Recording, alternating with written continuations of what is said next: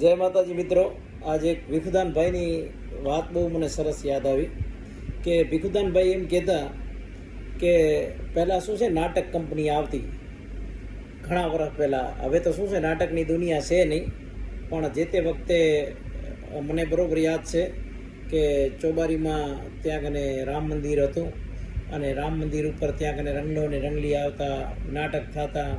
એમાં ક્યારેક વીર રામવાળાનું પાત્ર કોઈકે ભજવ્યું હોય, કોઈક એમાંથી વીર માંગણાવાળો બન્યો હોય, આમ અલગ અલગ કોઈ સમજી લો જોગીદાસ ખુમાણ હોય. એમ ત્યાં એ નાટકનો જે પ્રમુખ હોય ને એ સામે ત્રીજી કે ચોથી હરોળમાં બેઠો હોય, બરાબર.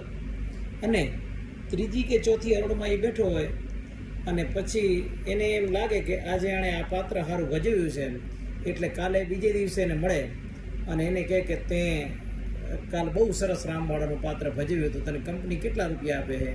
તો કે મને 60 રૂપિયા આપે છે. તો કે 60 રૂપિયા આપે છે ને, તો હવેથી તને 100 રૂપિયા મળશે એમ, બરાબર. જો વિચાર કરો, નાટકની અંદર રંગમંચ ઉપર એ વ્યક્તિએ સારું પાત્ર ભજવ્યું તો એને 60ના 100 રૂપિયા મળે. તો આ સંસારના રંગમંચ ઉપર અગર જો આપણે સારું પાત્ર ભજવીએ તો મારો નાથ મુરલીધર કૃષ્ણ કનૈયો ઠાકર, હા, એ કેવડું મોટું આપણાને રૂપિયા આપે એમ, કેવડું મોટું આપણાને ઇનામ આપે એમ, અને કેટલો બધો આપણું જીવનની અંદર એ ઇન્ક્રીઝ કરે કે આણે પાત્ર સારું ભજવ્યું હોય ને તો આને જરૂર એનો વળતર તો આપવું પડશે. આવું વળતર આપનારું કાળિયો ઠાકર કૃષ્ણ બેઠો છે.